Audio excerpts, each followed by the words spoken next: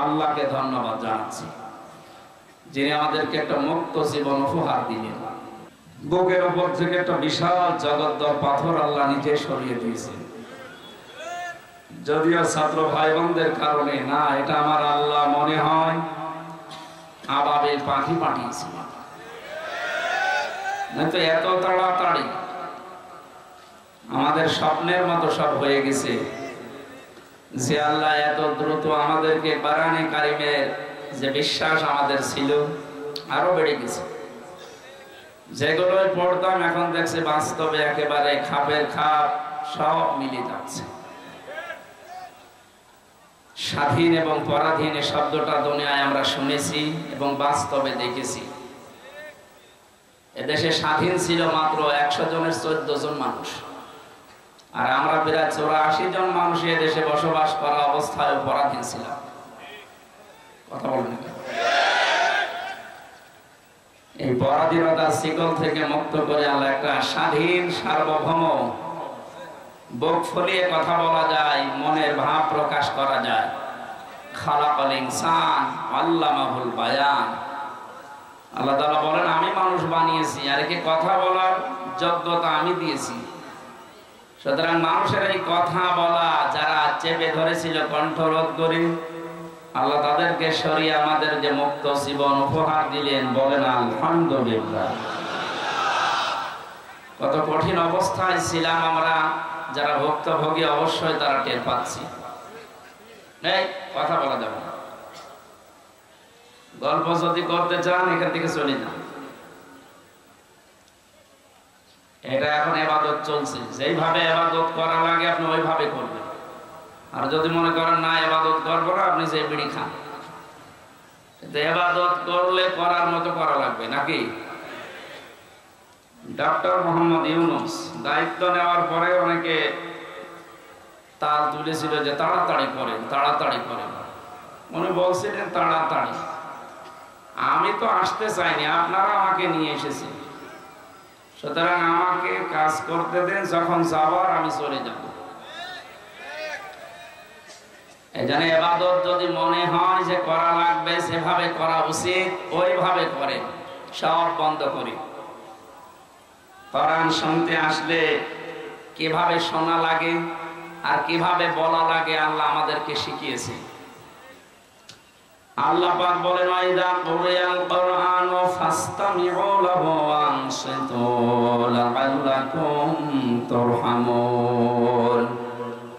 এটা তো দুনিয়ার অন্যান্য বইয়ের মতো না, আমি আল্লাহর মুখের পবিত্র বাণী।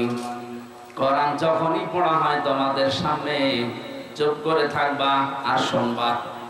দুইটা কথা আল্লাহ দিয়েছেন আয়াতে, সুতরাং চুপ থাকবেন এবং শুনতে থাকেন। লাআল্লাকুম তুরহামুন, আশা করা যায় আল্লাহর রহমত এখানে নাযিল হবে ইনশাআল্লাহ। এবার যারা বলতে এসেছে, রব্বুল আলামিন বলেন কোরআন থেকে যখন কথা বলবা, আমি আল্লাহ যেভাবে শিখিয়েছি এই ধরনটার সামনে নিয়ে আসবা।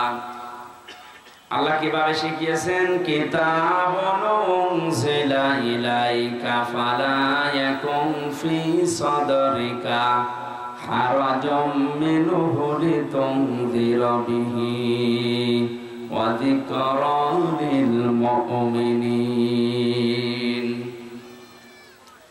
এই যে একটা কিতাব হে নবী আমি আপনাকে দিলাম, এটা দিয়ে যখন মানুষদেরকে সতর্ক করবেন, তখন আপনার মনের ভেতরে যেন কোনো ভয় কাজ না করে।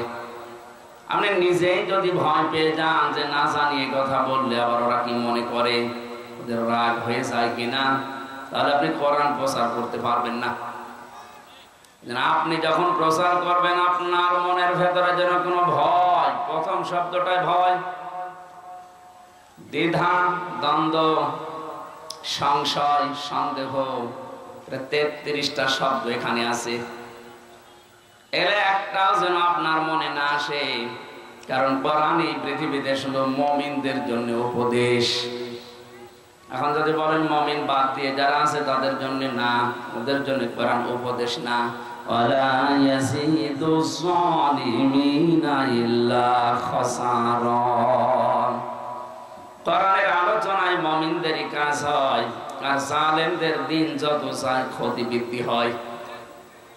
এই জন্য 15.5 বছর যারা জুলুম করেছে ওরা কিন্তু কোরআনে কারীম থেকে সবচাইতে বেশি পালিয়েছে।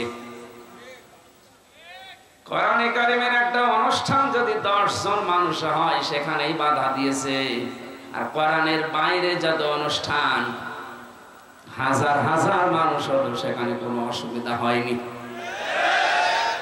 আপনি দেখতে পাননি ইসালে সাহাবের নামে, ওরস শরীফের নামে, ওরস মোবারকের নামে মানুষ কি কম হতো ওখানে? চট্টগ্রাম, ফেনী, কুমিল্লা ওই লাইনে আমি দেখেছি ওরস মোবারকে, ওরস শরীফে ন্যাংটা বাবার মাজারে লক্ষ লক্ষ মানুষ, কোনো বাধা নেই। ওরা নিজেরাও গাঁজা খায়, পুলিশ পাহারা দেয়। অথচ দিনাজপুরের এই জায়গাতে যদি 10 জন মানুষ এই 15.5 বছরে এক জায়গায় হয়ে কোরআনের আলোচনা করেছে, শুনেছে, সেখানেই বাধা। কেন বলেন তো? কারণ কোরআনের দ্বারা জালেমদের কোনো উপকার নেই, ওদের শুধু ক্ষতি বৃদ্ধি হয়। জালেমের পক্ষে কোনো কথা আল্লাহ কোরআনে দেয়নি, যত কথা দিয়েছে সব জালেমের বিপক্ষে। এই জন্য এতদিন পর্যন্ত জালেমরা সবচেয়ে বেশি বাধা দেওয়ার চেষ্টা চালিয়েছে এই পৃথিবীতে কোরআনে কারীমের প্রসারকে আর অবস্থানকে। যেখানে কোরআন একটু দাঁড়ানোর চেষ্টা চালিয়েছে সেখানে উল্টাপাল্টা ধারণা করে নষ্ট করে দিয়েছে।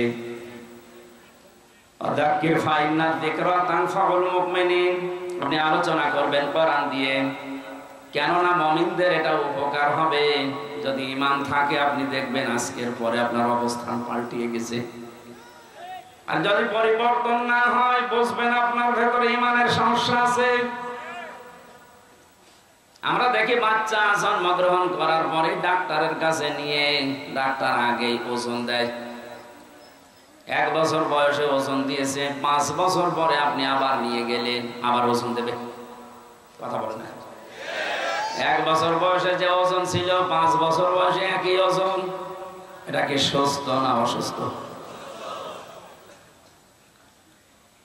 আপনি এতদিন পর্যন্ত কি শুনেছেন আমি জানি না, আজকে যেটা শুনবেন এটা একেবারে নতুন বিষয় কোরআনে কারীমের।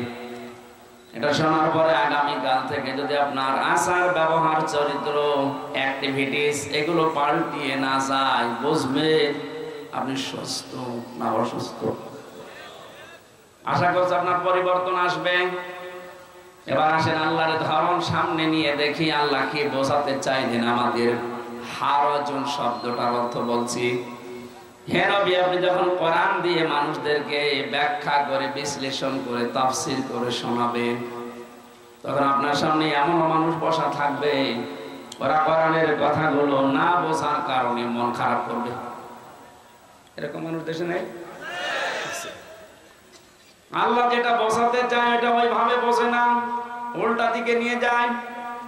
মনে করে মনে হয় আমারে আল্লাহ দেখে দেখে বলছে। খলনায়ক মাহফিলে যে বাড়িতে খাবার খেতে গেলাম, এই লোকটা আমারে আসার সময় বলছিল, হুজুর এখানে রাজনৈতিক দলের লোকজন আছে, অনেক কাজ করে, স্বামী স্ত্রীর ভেতরে গন্ডগোল কেন হয় এগুলো আমাদের বলেন যেন গন্ডগোল না হয়। ঠিক আছে, সূরা নিসা 34 আর 35 নম্বর আয়াতের ব্যাখ্যা করলাম যে এই কারণে গন্ডগোল হয়, এটা মেটাতে হলে এই পদ্ধতি আছে। ভালোভাবে শুনেছি। শেষ করে যখন খাবার খেতে গেছি দেখি গোমরা হয়ে বসে আছে, কথা বলছে না। কি কথা বলেন না কেন? আপনাকে না, আমার বলছে হুজুর আমার বউর সাথে আমার গন্ডগোল হয়েছে, আপনাকে কে বলে দিয়েছে বলেন? কে বলে দেবে? না, আপনি যা যা বললেন এটাই আজকে আমার হয়েছে। অবশ্যই আপনাকে মনে হয় কেউ গোপনে বলে দিয়েছে। হ্যাঁ, আমাকে একজন বলেছে, দুনিয়ার কেউ না। কে বলে তো? আল্লাহ পাক 1500 বছর আগে আমাকে বলেছেন যে এইভাবে স্বামী স্ত্রীর গন্ডগোল বাঁধে, আর এইটা মিটাতে এই পদ্ধতিগুলো নেওয়া লাগে। আপনার যে দিনের বেলা এই হয়েছে আমি জানবো আপনার থেকে না, আল্লাহ আমাকে জানিয়ে দিয়েছে। আপনার যদি মনে হয় যে যা বলছে সব তো আমার সাথে মিলে যাচ্ছে, মনে হয় খোকন সাহেব হুজুরের কানে কানে সব বলে দিয়েছে। এটা আপনি না বোঝার কারণ হয়তো আপনার মন খারাপ হতে পারে, এভাবে আপনি এদিকে তাকাবেন না। দ্বিতীয় নম্বরে, আবহমান কাল থেকে দেশে অনেক কিছু নিয়ম নীতি মানুষ পালন করছে ইসলাম মনে করে, অথচ ওটা ইসলাম না। আপনি যখন কোরআনের তাফসীর করবেন দেখবেন ওইগুলো মিলছে না, ওগুলো ইসলামের সাথে সাংঘর্ষিক। যে মানুষ এতদিন পর্যন্ত ইসলাম মনে করে ওটা পালন করে আসছে আদর নিয়ে, মহব্বত নিয়ে, বড় আবেগ নিয়ে, তখন আপনাকে ওরা দেখতে পারবে না, উল্টা পাল্টা ধারণা করবে। এটা বাংলাদেশে আছে। এটা যখন শুরু হয়ে গেছে দেখছেন না, যে মাজারের ব্যবসা, কথা বলে না কেন? এটা যে একটা নিছক ব্যবসা মাজারের, আর সাধারণ মানুষ পর্যন্ত বুঝে ফেলেছে। কোরআনে কারীম এবং হাদিস বারবার আমাদেরকে সতর্ক করছে, লা তাত্তাখিযুল কুবুর মাসাজিদা, কবরকে সেজদার জায়গা বানিও না।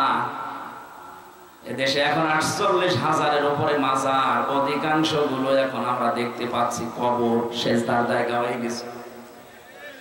কবরে সেজদা দিলে সঙ্গে সঙ্গে আপনি মুশরিক হয়ে যাবেন। ওই অবস্থায় মরলে আপনার জন্য জান্নাত হারাম, জাহান্নাম ওয়াজিব।